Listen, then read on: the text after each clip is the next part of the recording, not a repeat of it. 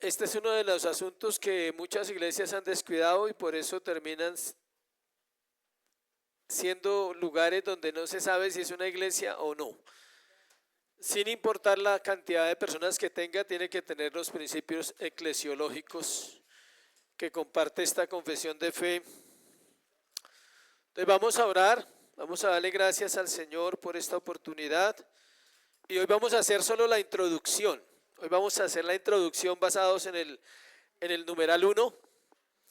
Padre, gracias por esta mañana, Señor, por tu palabra. Tu palabra es verdad, Señor, porque tú eres verdad, porque tú eres santo, Dios. Ayúdanos como iglesia a vivir la palabra, a ponerla por obra, a conocerla, a tener claros los principios, Señor, que nos hacen una iglesia verdadera, una iglesia que tiene distintivos, tanto en la adoración, la predicación, las ofrendas, los servicios que hacemos, Señor, lo que enseñamos. Ayúdanos a permanecer mientras estamos aquí, Señor, para tu gloria, en el nombre de Jesús. Amén y amén. Vamos a leer el capítulo 26 de la Confesión de Fe y vamos a hacer una introducción porque como esto es una serie larga, por ahí unos 4 meses de eclesiología, es importante que toda la membresía esté porque estas son las bases de una iglesia. Sin esto las iglesias no son iglesia, porque está basada en la palabra. Dice la Iglesia Católica o Universal que con respecto a la obra interna del Espíritu y la verdad de la gracia, entre paréntesis, puede llamarse invisible. Se compone del número completo de los electos que han sido, son o serán reunidos en uno bajo Cristo, su cabeza, y es la esposa, el cuerpo, la plenitud de aquel que lo llena todo en todos. Está usando varios textos del Nuevo Testamento, Colosenses, el que lo llena todo, y habla de la iglesia católica o universal, que podría ser la iglesia visible, y habla de la iglesia invisible. Entonces, para los que no saben o no se acuerdan, porque esto ya lo vimos, pero la verdad, todo lo que hemos visto es el borde de lo que necesitamos ver en estos 9 años, para que usted lo entienda. Esperamos que en los próximos 10 tengamos unas bases sólidas para ser una iglesia que permanecerá si nosotros no estamos hasta que el Señor regrese. Esa debe ser la meta de una iglesia, permanecer hasta la venida de Cristo, aunque mueran en cada generación y sigan otros. Ese es el sueño de alguien que Dios llama a predicar, que la iglesia no muera cuando el pastor no está o cuando el pastor muere o se va, sino que la iglesia permanezca una generación a otra, pero depende de las bases que se pongan. Entonces, nosotros estamos poniendo las bases, tengan en cuenta eso. Una iglesia para poner bases se trata entre 15 a 20 años y si pone bases buenas, será una iglesia que permanecerá. Si pone bases malas, será un grupo de gente que se reúne, pero no edifica nada. Entonces, la iglesia católica o universal es la iglesia visible, visible. Esta iglesia es la iglesia visible el domingo. Todas las iglesias que a esta hora están reunidas, que ya hay muchas o están llegando a reunirse, son la iglesia católica, hacen parte de la iglesia universal de Jesucristo, visible. Pero ahí dice que con respecto a la obra interna, o sea, en cada persona, y la verdad de la gracia, puede llamarse invisible.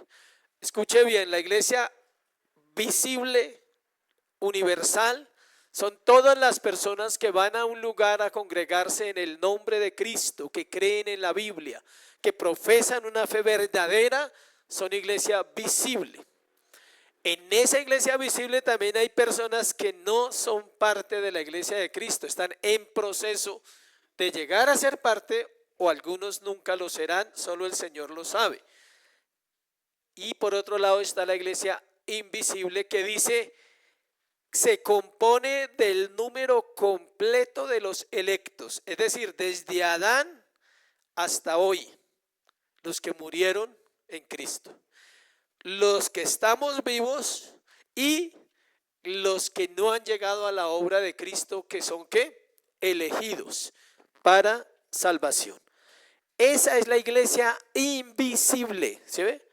¿Sí me estoy explicando bien? La iglesia visible se compone de todos los vivos de este tiempo que van a una congregación. No quiere decir que todos sean salvos, pero es una iglesia ¿qué? Visible. Ahí está la iglesia verdadera también. Los santos están ahí en todas las iglesias. La iglesia invisible, lo repito, se compone desde Adán hasta que Cristo regrese. Cuando nazca el último hombre o la última mujer ordenado para salvación, se cierra. Es la última vida y el Señor regresará. Puede que esa última vida viva 10 años y ya, o 15 o 20, o puede que le dé la oportunidad de vivir 100, no sabemos. Pero cuando nazca ese último, nosotros no lo sabemos, el Señor sí. Él sabe cuál es el último de entrar. Qué privilegio, ¿no? El último de cerrar esa historia. Entonces, eso sobre la iglesia visible o invisible. Dice, son o serán reunidos en uno bajo Cristo, su cabeza, y es la esposa, el cuerpo, la plenitud de aquel que lo llena todo. Dentro de 8 días voy a compartir, voy a sacar temas solo sobre la iglesia que tengo, que he recibido en la reunión de los jueves, donde donde van todos los hermanos a la facultad. Allá están enseñando eclesiología y tenemos un material de todo lo que es la iglesia. Entonces, dentro de 8 días voy a hablar de la iglesia y sus símbolos. O sea, ¿qué es la iglesia? La novia, el templo, el cuerpo. ¿Qué representa cada cosa de esas? Y eso le ayuda al cristiano a amar la iglesia, es decir, realmente vale la pena. Entonces, hoy vamos a hablar, es una introducción. En el capítulo 26 encontramos la doctrina de la iglesia, la cual llamamos eclesiología. Es el capítulo más largo de la confesión y debe ser estudiado con profundidad por toda la iglesia. ¿Cuántos numerales tiene? 15, creo. Creo que son 15, sí. 15 numerales, imagínense. Originalmente tenía como que 8 en la primera vez que la hicieron, y cuando se compara con la de Westminster, creo que tiene esas, pero los bautistas, como tienen otros puntos que no están de acuerdo con ellos, para los que no saben, por si llega a conocer un presbiteriano, ellos son buenos cristianos, tenga en cuenta eso. Los presbiterianos verdaderos son buenos cristianos, tienen muy buena doctrina, igual que los bautistas originales, pero tiene 2 puntos que no estamos de acuerdo con ellos. Uno es el bautismo de los infantes. Ellos bautizan niños. Ellos se basan en el pacto de Abraham y la circuncisión y todo eso, hacen una interpretación diferente a los bautistas del pacto. Y el otro punto es el gobierno de la iglesia. Para ellos es congregacional, es decir, el pastor termina siendo un empleado y la iglesia puede echarlo y puede determinar muchas cosas sobre los pastores. Y hay supervisores y obispos entre las iglesias. La iglesia bautista es local, es independiente. La autoridad es el pastor y la iglesia. Dios primeramente y su palabra, luego el pastor y la iglesia tiene voz y voto, pero todo está delegado sobre la figura pastoral, tal como Cristo lo hizo en su iglesia. Tal es el mismo modelo de Cristo. Entonces, en resumen, vamos a mirar, el capítulo 26 desarrolla su doctrina de la siguiente manera. Los párrafos 1 al 4 describen los aspectos invisibles y visibles de la iglesia de Cristo. Afirman que es universal y consta de santos visibles. Ninguna congregación individual es perfecta. Creo que eso lo sabemos todos por experiencia. Cada una de las iglesias descritas es imperfecta y sujeta a fallas.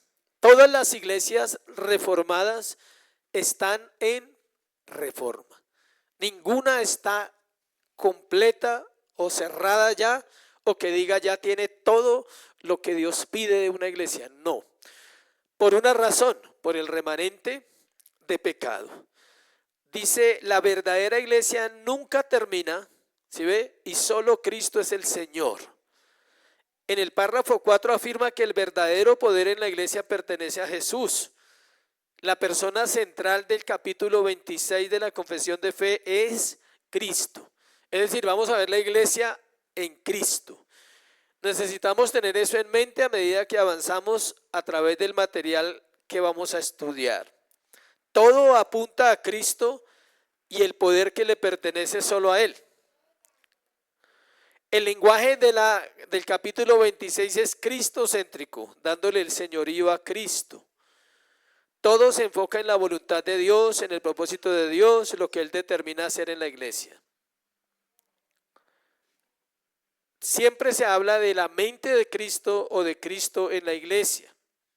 Las primeras 4 secciones introducen y describen la iglesia de esta manera. O sea, eso es lo que vamos a ver en las primeras 4. Ahora, del 5 al 13, que es la otra parte del párrafo del capítulo, aborda asuntos del poder de Cristo abordando la pregunta: ¿cómo expresa Él su poder como figura central en la vida de la iglesia? O sea, ¿cómo se ve el poder en este tiempo en la iglesia?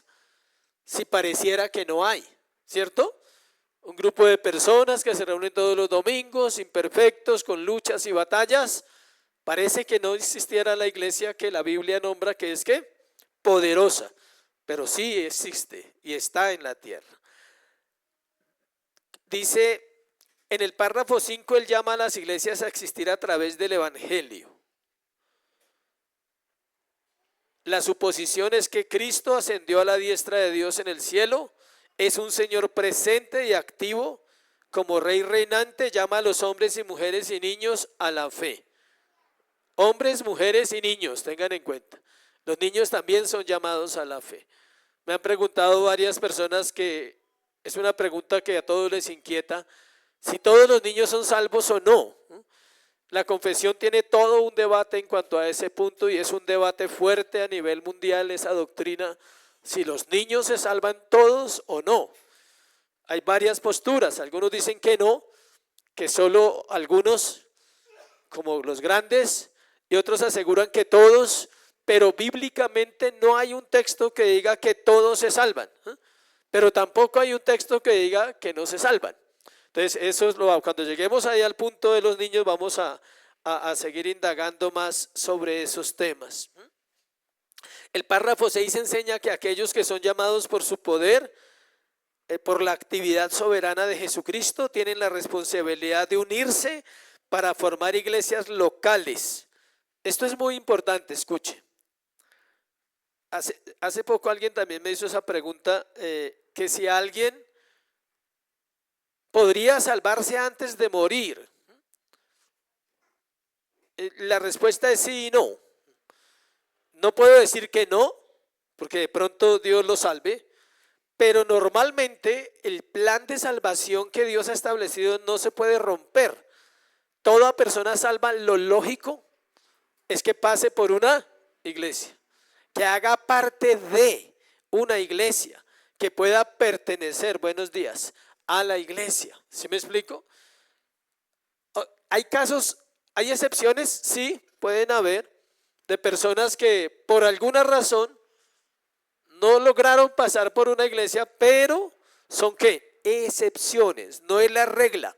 La regla es que las personas, el Padre planea, el Hijo ejecutó el plan en la cruz y el Espíritu Santo aplica la salvación. Es decir, en algún momento de la vida de las personas que han sido llamadas a la salvación, el Espíritu Santo va a venir sobre ellos y les va a dar ¿qué? Nueva vida en Cristo. Y ellos van a ser parte del cuerpo de Cristo y van a ser personas que oran, que leen la palabra, que buscan un lugar donde aprender. Es lo normal. ¿Que hay excepciones? Sí, pero son muy raras. O sea, es algo muy particular que solo lo haría el Señor en su soberanía y no nos explicaríamos por qué. El párrafo 7 dice, una pregunta, ¿ustedes tienen la confesión de fe? Miguel y, ¿no? Regálame dos. Espere que ya les dan a ellos 2. Eso, listo. Entonces el párrafo 7 del capítulo 26 de la confesión de fe dice que estas congregaciones que han llegado a existir porque Jesucristo es un Señor activo, reciben poder y tienen autoridad dentro de sí mismas. ¿Se ve?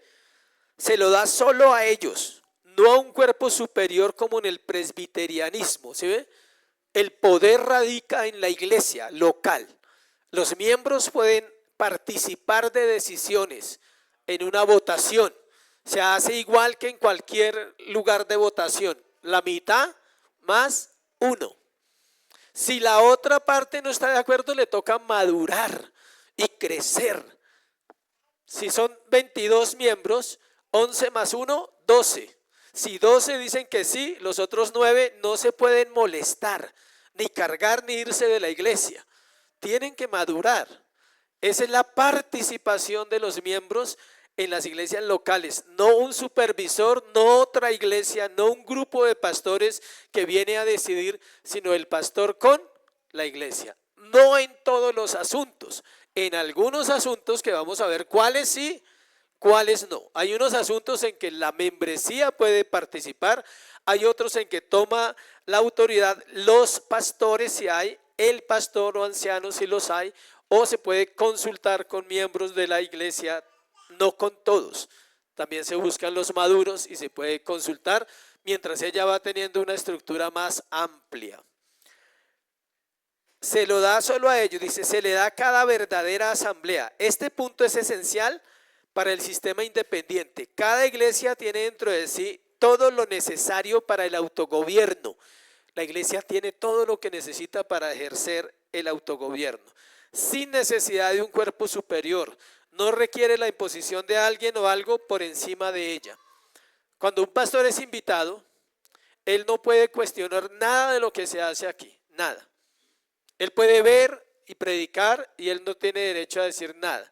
Si quiere decírselo, se lo dice al pastor como amigo o a no ser que sea algo que realmente está fuera de orden. Pero el hecho que se haga diferente a la iglesia donde él viene, no quiere decir que se haga mal. ¿Sí estamos aprendiendo? O sea, pero ellos recogen la ofrenda de manera diferente. No antibíblico, no hay problema. Pero ellos tienen otro orden en la liturgia. No hay problema. Entonces, pero el pastor no puede decir algo en cuanto a cambios. Solo en amistad puede decir tal cosa, ¿por qué la hacen así? Preguntar. Si no, solamente es un invitado a predicar y se sujeta a la iglesia. Se sujeta a la manera como se canta, se sujeta a la manera como los horarios, él se sujeta, porque él viene como un invitado a predicar y no es la autoridad de la iglesia en ejercer esa autonomía que dice aquí. El párrafo 8, estas iglesias deben tener oficiales.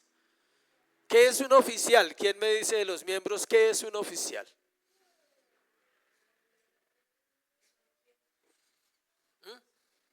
¿No saben? O sea que necesitamos la eclesiología.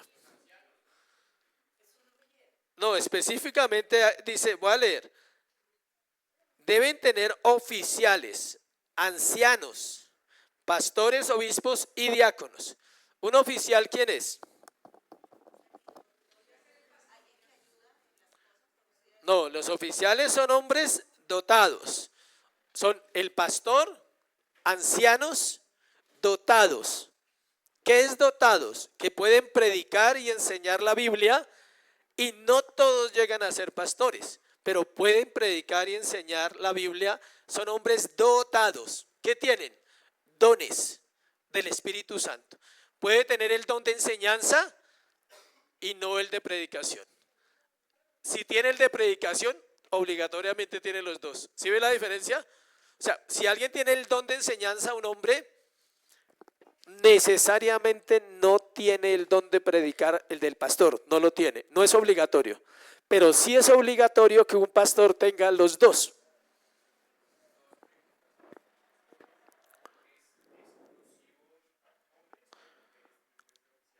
Oficiales son hombres, ancianos, pastores y obispos son hombres. Basados en la palabra son hombres, oficiales, ancianos.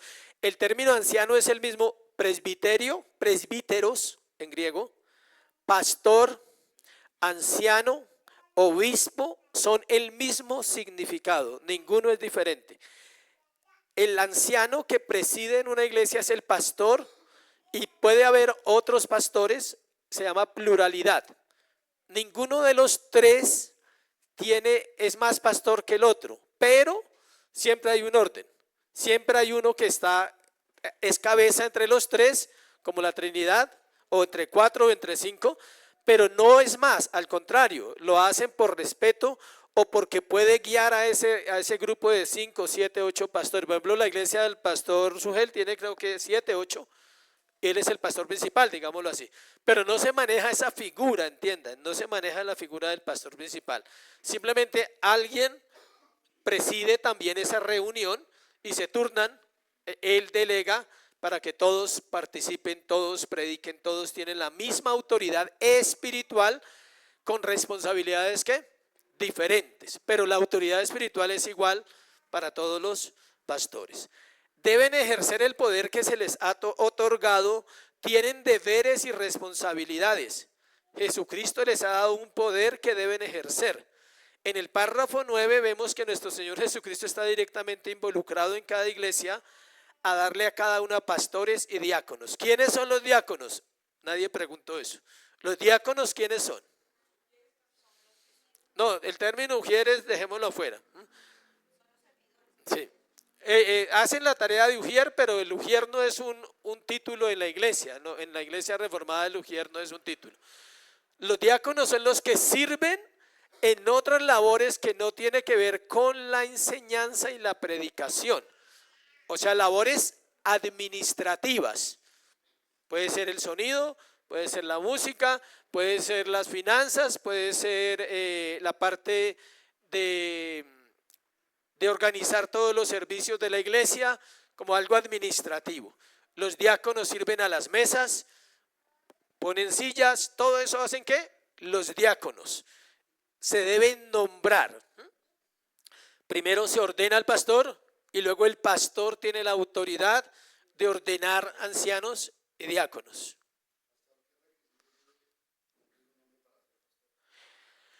Los mismos que están en 1 Timoteo 3, acá están en 1 Timoteo 3. Esa parte vamos a ver unos temas muy interesantes de qué es un pastor. ¿Cuáles son los requisitos? 1 Timoteo 3, palabra fiel si alguno anhela obispado, buena obra desea. Entonces el primer requisito, desearlo. ¿Quién pone el deseo? Dios. Pero es desearlo, desearlo. O sea, no es, a mí me gustaría, no, qué chévere, tal. No, es un deseo que no puede vivir sin ese deseo y que empieza a prepararse para eso. Y ahí vienen los requisitos. Hernán, si quiere leerlo, puede leerlo en su casa, 1 Timoteo 3. No tengo tiempo porque son hartos, entonces cuando lleguemos ahí lo vamos a explicar. Dice, el obispo debe ser irreprensible, o sea, no es impecable, sino irreprensible, marido de una sola mujer. No quiere decir que no pueda haber tenido un hogar y murió y puede volver a casarse, sino que no debe tener 2 mujeres al tiempo. A eso se refiere. Luego dice, prudente, decoroso, sobrio, hospedador, apto para enseñar, no dado al vino, no pendenciero, no codicioso de ganancias deshonestas, amable, apacible, no avaro. Y ahí sigue una cantidad de cosas que son los requisitos. La pregunta es importante. ¿Qué requisitos necesita un diácono? Los mismos. ¿Qué requisitos necesita un anciano que no va a ser pastor? Los mismos. ¿Sí ve?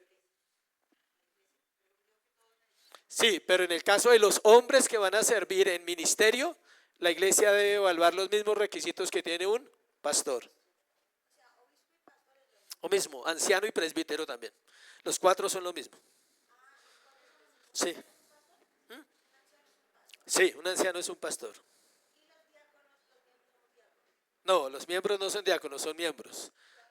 Los diáconos son hombres que sirven en otras labores delegadas por los ancianos, por los pastores o el pastor.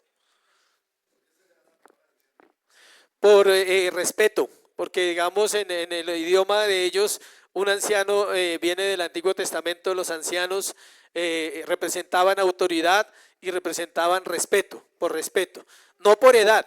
O sea, uno no es anciano por edad en la iglesia, sino por un título de ¿qué? De honor, de respeto. ¿Listo? Entonces dice, En el párrafo 10 se describen los deberes de los pastores. Vea, ya nos adelantamos un poquito. Deben cumplir con los deberes que Cristo les ha asignado, saber cuáles son esos deberes, ejecutarlos fielmente. Mientras sirven de esta manera, sus congregaciones deben proveer para sus necesidades. Eso ya le corresponde a la congregación. En el párrafo 11, los hermanos dotados deben ser reconocidos en las iglesias. Los oficiales dotados, apartados por la iglesia, y se les da autoridad para predicar la palabra de Dios públicamente. Los dones los tiene que ver ¿quién? La iglesia. El pastor, obvio, él tiene que estar mirando cuando aparecen los dones en los hombres para enseñar, tiene que tener dones para orar públicamente, para enseñar públicamente, para predicar públicamente, y los requisitos que pide dentro de su vida personal.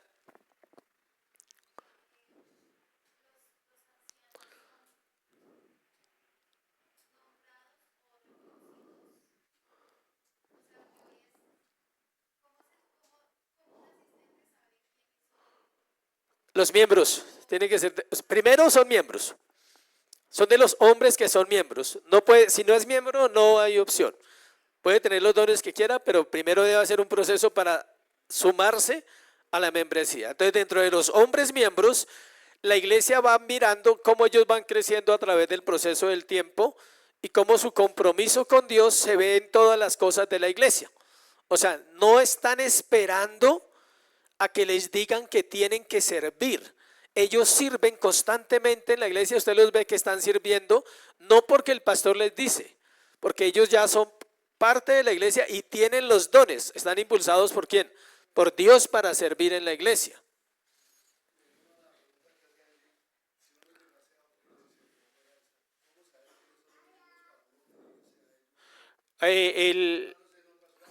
Sí, se habla directamente con el pastor y ahí ya se hace un proceso. Cualquier persona que llega a una iglesia reformada y que es miembro de una iglesia debe llegar a otra iglesia y pedir una carta si se va bien, donde puede congregarse, y va a ser más rápido el proceso. No le hacen el proceso tan largo porque ya tiene un proceso de membresía.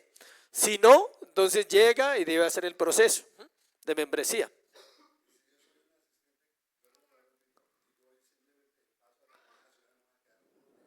Puede congregarse en la iglesia normal. No importa que sea asistente, obvio, debe congregarse. No pasa nada. Simplemente preguntar, ¿dónde puedo ir en Cali? Ah, bueno, mira, ve allá, a Decisión Jesús en Cali. Si va a Medellín, entonces a Gracia y Amor. Y hay unas iglesias reconocidas en la ciudad públicamente, donde cualquier pastor le va a decir la misma. Vaya a tal iglesia en Cali, vaya a tal iglesia a Medellín, vaya a tal iglesia en Bucaramanga. Ya son iglesias establecidas y usted puede ir el domingo. De hecho, es bueno cuando pasee que vaya a otra iglesia. Bueno, no se vaya solo a pasear. Listo. Los párrafos 12 y 13 describen ciertos aspectos de la buena eclesiástica, hablando de la forma en que el pueblo de Dios, que son los miembros de la iglesia, debe comportarse dentro de la iglesia, ya que todos los creyentes deben unirse a la iglesia local. Las normas en la iglesia son diferentes a la casa. A propósito de eso, tengo varias cosas que observar de las que hemos visto en la iglesia que ya es necesario poner en orden. Entonces, no se come a la hora del servicio, ¿listo? He visto algunas personas comiendo, masticando a la hora del servicio. No se come a esa hora. Se puede ir allá atrás, se puede hacer allá. No, sí, el agua sí. Dentro del templo no se come. Como acá no tenemos varios espacios, nos vemos en esa circunstancia de ver personas comiendo a la hora del sermón, de ver personas comiendo a la hora de escuela. No, hay un espacio de break entre la escuela y el sermón, donde usted puede comer, hablar, jugar, compartir. Pero eso es parte de las cosas de la iglesia. Entonces, hay muchas cosas que usted no puede hacer en la iglesia, que son normales, pero usted las hace en su casa. Pero en la iglesia no, porque hay un orden eclesiástico. Todo eso lo vamos a mirar. Como miembros de estos cuerpos gozan de privilegios y están sujetos a disciplina. Ese es el gobierno de Cristo. El capítulo 26, párrafo 13, afirma que si surge un problema en la iglesia, los creyentes deben seguir el proceso ordenado en las Escrituras. esperar la resolución de Cristo. Una vez más, aquí está la suposición de que Jesucristo es un Señor presente involucrado en la iglesia. Hay un ejemplo muy interesante de esto que acabo de leer, y es que cuando hay problemas en la iglesia, porque los hay también, a veces la resolución del problema no le gustó al miembro. O sea, la forma como se resolvió el conflicto tal vez no fue de su agrado. Él debe confiar y debe esperar. Si la autoridad se equivocó, se va a saber con el tiempo, ¿sí? Si no, usted puede darse cuenta, no, tenían razón. Fui yo el que lo tomé mal en ese momento. No es acelerarse, dice, me voy porque no me dieron la razón. Yo creía que tenía la razón y me la tenían que dar. No, tiene que esperar, porque Cristo va guiando cómo se resuelve cada conflicto. Aparte de eso, nadie conoce absolutamente todo el problema. ¿Quién lo conoce todo? Cristo. Es que esa persona tiene unas actitudes y resulta que ya 3 o 5 han dicho que esa persona tiene unas actitudes difíciles. Y la iglesia no hace nada, y es que la iglesia no hace nada, y es que la iglesia no hace nada. Eso puede ser una queja de algunos miembros. No se preocupe. Dios sabe y sabe en qué momento se puede hacer.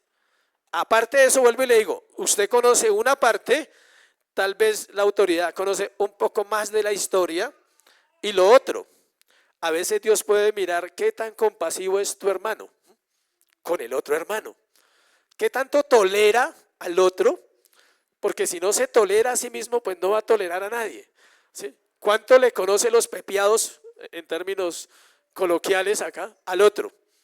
Porque esa es la iglesia. Conocer nuestros defectos, nuestras falencias. Está el hermano analítico, está la hermanita, mejor dicho, ¿sí? XY. Está el que no tolera a otro, pero es un buen hermano. Está el que parece que tolera a todo el mundo, pero no es así. Tal vez es una apariencia de piedad y todo el mundo dice, ay, tan noble, tan buena, tan bonito, tan bonita. Tal vez necesita ser despertado de esa belleza. O sea, ¿sí? Y está el otro que rosa y rosa, pero se pule, y el uno con el otro se va puliendo. Entonces, cuando hay decisiones entre la iglesia que no le gustaron, por ejemplo, una disciplina, ¿cómo se maneja una disciplina? No, pero una persona, con ese fueron más duro, con ese fueron más tal, con esto, tranquilo, o sea, sí, tranquilo, que Dios conoce todo el proceso de cada cual, y no hay peor disciplina que la que imparte el Señor, o digamos, mejor disciplina, no peor.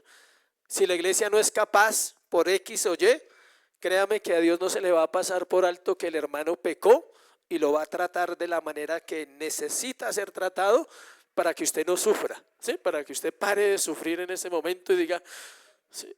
Porque usted no está ahí, entienda. Cuando usted no está ahí, usted todo lo ve, uy. Pero cuando usted esté ahí, usted dice, uy, ojalá tengan misericordia conmigo, y Dios le acuerda, pero tú no tuviste mucha misericordia cuando te enteraste de aquello, ¿sí? Murmuraste, criticaste. Todo eso es lo que vamos a aprender a manejar. La última parte, creo que son del 13 al 15, habla del compañerismo y asociación con otras iglesias. Es decir, las congregaciones, aunque sean distintas, es bueno conocer otras iglesias como estamos haciendo nosotros poco a poco, tener consejo y ayudarse unos con otros. Entonces, quiero compartir una historia muy bonita. Esté atento, voy a leer unos párrafos que me gustan mucho sobre la iglesia, de lo que estamos estudiando en teología bíblica. Cada materia que estoy viendo en la médula ha sido impactante para mi vida. La escatología, impactante. Introducción a la teología, espectacular. Credos y confesiones. Y esta última fue muy, muy, muy grata para mi corazón, la teología bíblica. Esto lo tomo de los libros que estamos leyendo. Escuche. Voy a leerlo y voy a hacer una pregunta al final. ¿Listo? Espero que los de escuela estén ahí. O sea, sí. Nadie sabe lo que pasó a la madre. La niña fue encontrada en su sangre. El amable padre que la encontró, no su propio padre, literalmente le dio la vida. Cuando la bebé fue encontrada, el cordón no había sido cortado ni la sangre del recién nacido había sido lavada. El padre proporcionó todo lo necesario y la niña fue adoptada y criada en un ambiente seguro y amoroso. El padre que la encontró comenzó a hacer planes para desposarla con su propio hijo. Cuando alcanzó la madurez, dio un giro trágico en su propia belleza y buscó abrirse su camino. Pronto estaba vendiendo cosas invaluables a ella misma. Al poco tiempo estaba esclavizada, sin esperanza y arruinada. Entonces el padre que la encontró primero, la sacó de la esclavitud.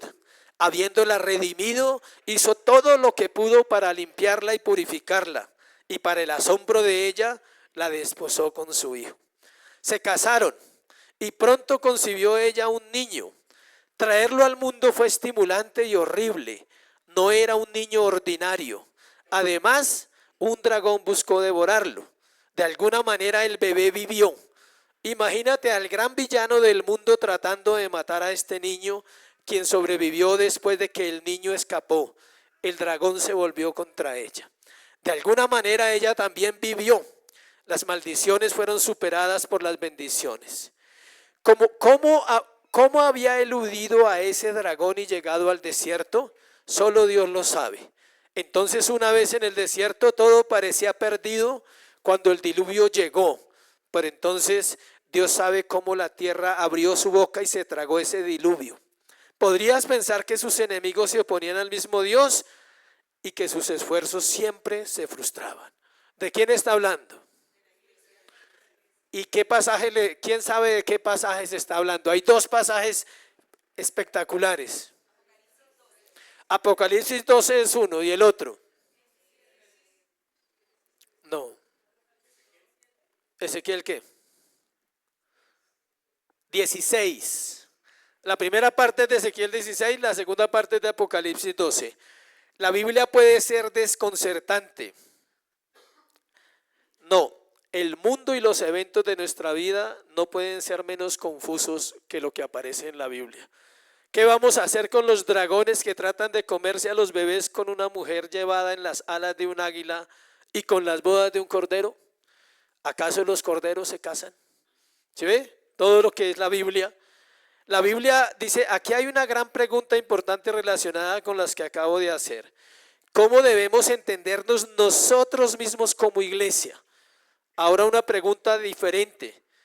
Si la iglesia es tan especial en el plan de Dios, ¿por qué parece tan poco impresionante? Solo cuando aprendemos a ver la iglesia tal como Dios la describe, entonces hallamos el valor de haber sido puestos en el reino de Dios a través de su iglesia. Voy a dejar 5 puntos para la próxima, solo los voy a mencionar. El ministerio de la iglesia se puede resumir en 5 cosas para lo que vamos a mirar. La primera, el evangelismo. Si la iglesia no evangeliza, deja de ser iglesia. Eso es para el seminario que viene próximo, ¿listo? Discipulado. ¿Qué es discipulado? Esto es discipulado. El sermón es discipulado. La escuela es discipulado. Las consejerías, discipulado personal. Las visitas donde no nos invitan, discipulado personal. ¿Sí? Las visitas donde no nos invitan porque no nos invitan. Nos toca decirles que vamos a hablar con ustedes. Muy pocas personas invitan al pastor y a su esposa a decir, nos gustaría hablar con ustedes. Siempre toca decirle, ya es hora de hablar otra vez. Hacer el re. Entonces, disciplina correctiva de la iglesia. Siempre. ¿Cuál es la disciplina correctiva de la iglesia? ¿Cuál es? La predicación del domingo, exactamente el sermón. Esa es la disciplina. Si ese sermón es suficiente para el corazón de una vida y Dios le permite entender, no vamos a tener muchas consejerías y vamos a crecer. Porque la gente escucha y va y ¿qué? Obedece. Entonces no tiene lucha de decir, uy, es que estoy mal. Sí, pero es que no está obedeciendo. Disciplina espiritual personal es diferente. Oración, Biblia, congregación. Esa es la disciplina espiritual personal. Usted se la impone a usted mismo. Alguien decía, si usted no quiere que Dios lo discipline, disciplínese usted en esos hábitos. Oración, lectura y congregación. ¿Preguntas?